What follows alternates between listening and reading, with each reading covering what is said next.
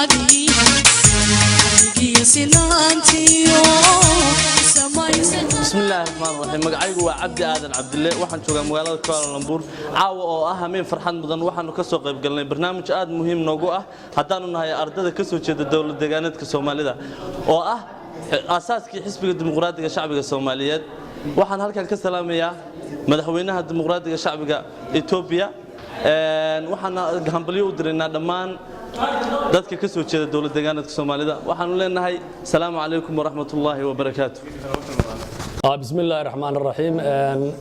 waxaan kamid ahay wafdiga ka imaaday gobolka Australia ee gaas ahaan magaalada Perth magacaygu waa Daayir Shacadruus waxaan ku dhashay gobolka Goday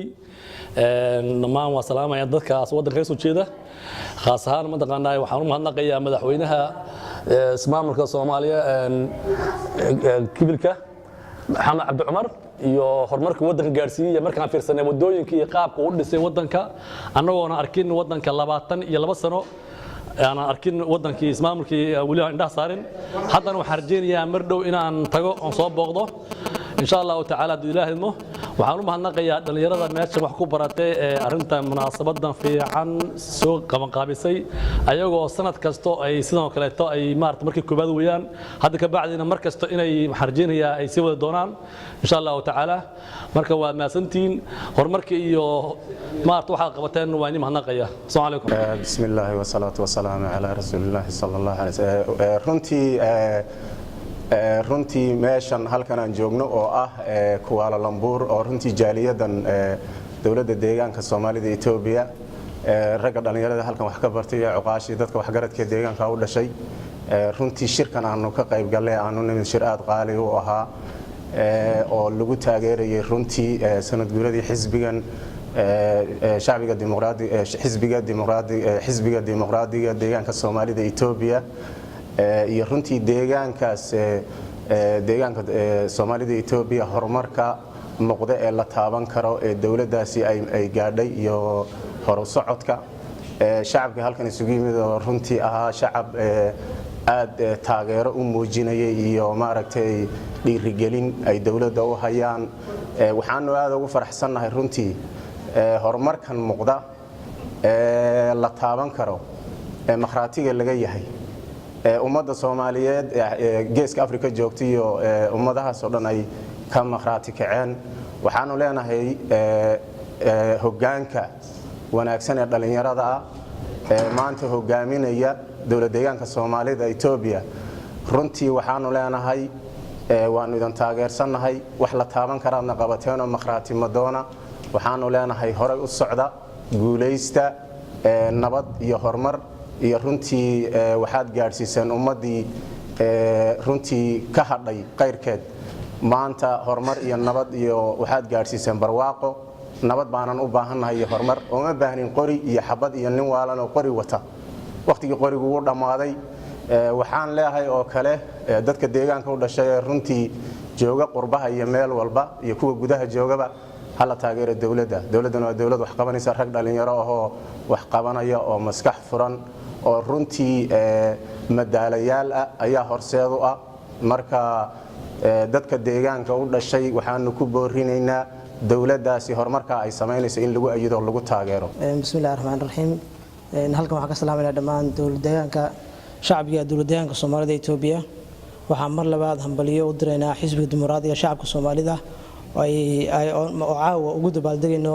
shiniidwan guuradiisii ka soo wareegtay xilliga la aasaasay waxaana hambalyo gaar u dirnaa madaxweynaha dawladda deegaanka Soomaalida mudane Cabdi Maxamed Cumar oo ah runtii ninkan nidaamkan iyo kala dambeyntan iyo nabadgelyadan iyo barwaaqadan u horseeday shacabweynaha dawladda deegaanka Soomaalida waxaan mar labaad salaameynaa dhammaan ka soo qaybgalayaashii ka soo qaybgalay cashadan loogu talagalay aasaaska dabaaldegii aasaaska xisbiga dimuqraadiga shacabka Soomaalida waana maalin hadaan nahay dhalinyarada dawladda deegaanka Soomaalida Itoobiya ee ku dhaqan dalkan Malaysia waxna ka barata nagu ah qaali anoo ku hadlaya magaca ardaydii soo qaban qaabisay xafladan heerka sare ah waxaa mar labaad iyo mar saddexaad iyo mar afraad u hambalyeynaya dhammaan ka soo qaybgalayaashii ka soo qaybgalay waana mahadsantiin alhamdulillah wasalaatu wasalaamu ala rasuulillah sallallahu alayhi wasallam ba'du xafladan qiimaha badan ee halkan ka dhacday runtii aad baan ugu faraxsanahay aad baan u soo dhaweynayaa waxaan rajaynayaa insha Allah xaflado kale aad u qiimo badan inay dhici doonaan dhawaan insha Allah marka waxaan aad ugu hambaliyeynayaa dhallinyaradii sharafta lahayd ee isa soo abaabushay ee hawshan qabatay waxayna mudan yihiin in la taageero oo la garab istaago xafladan oo ku saabsan yacni soo dhaweynta sanad guuradii 15aad ee xisbiga dawladda Jamhuuriyadda Shacabka Soomaaliyeed in la taageero oo la isgarab taago heel iyo hooba la isla garab taago amniga iyo wanaagga ay keentayna waanu ku faraxsanahay runtii dawladduna inay halka hore uga sii wado oo waxeeda iyo nidaamkeeda iyo qorsheeda inay halka ka sii wado runtii aad baan ugu faraxsanahay inay wixii la wada qabto gacmo wada jir bay wax ku gooyaan in dawladda la isgarab taago oo amni darrada iyo fadqarallada la iska ilaaliyo wixii wanaagana lagu tallaabsado maanta waxaad ka wada dharagsantihiin oo ogtihiin يعني dhulka waxa ka jira nabadgelyada iyo horumarka xagga caafimaadka xagga waxbarashada xagga wadooyinka xagga biyaha waa dareensantii waxa maanta ka jira iyo wanaaga inay dawladdu maanta dawladii Soomaaliya ama wadankii Soomaaliya loo jiray inay scholarship siinayso waad maanta ogtihiin marka waxa la inooga baahan yahay inaynu isgarab taagno oo inuu nabadgelyada ilaalino wabillahi tawfiiq assalamu alaykum warahmatullahi waxaa maanta sharaf weyn noo ah inaan ka soo qayb galno ama aanu soo aasaasno sanad guuradii 15aad ee xisbiga dimuqraadiga shacabka Soomaalida Itoobiya annagoo ah ardayda dalkan Malaysia wax ka barata magacaygu waa Maxamed Cabdi Xuseen waxaan ka soo jeedaa gobolka Goday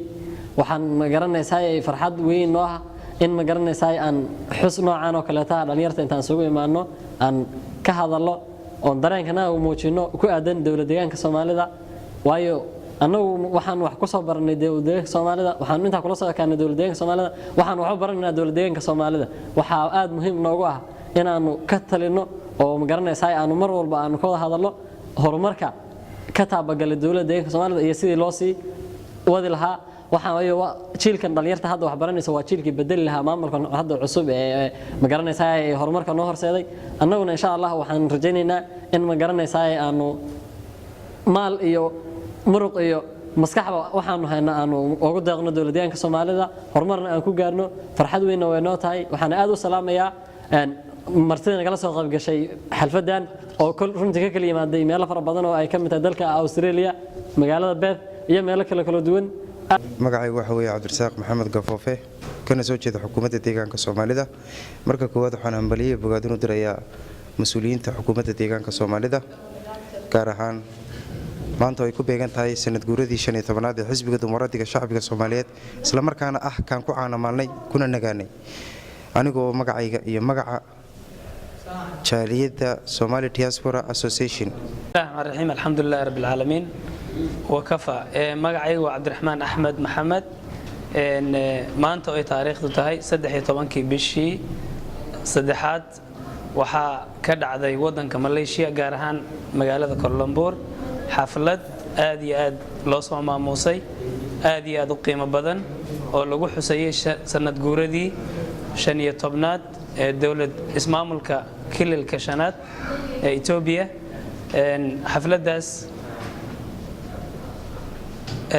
waxaan aad iyo aad ugu mahad celinaynaa dhalinyaradii iyo cuqaashii iyo dadweynihii kuwii soo abaabulay bismillaahir rahmaanir rahiim alxamdulilaahi rabbil aalamiin wasalaatu wasalaamu ala rasuulillaah wa ba'd Abdullaahi Qoranaan ahay waxaan joogaa Kuala Lumpur waxaan aad iyo aad ugu faraxsanahay xafladan quruxda badan ee ka dhacday magaalada Kuala Lumpur Malaysia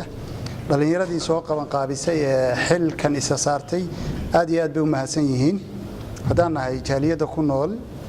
Malaysia Kuala Lumpur aad iyo aad baan u taageersanahay dawladda deegaankanaga iyo shaqada weyn ay qabteen madaxda sharafta leh ee qiyaadada ee hogaaminaysa dhalinyarada horumarka ay gaadheen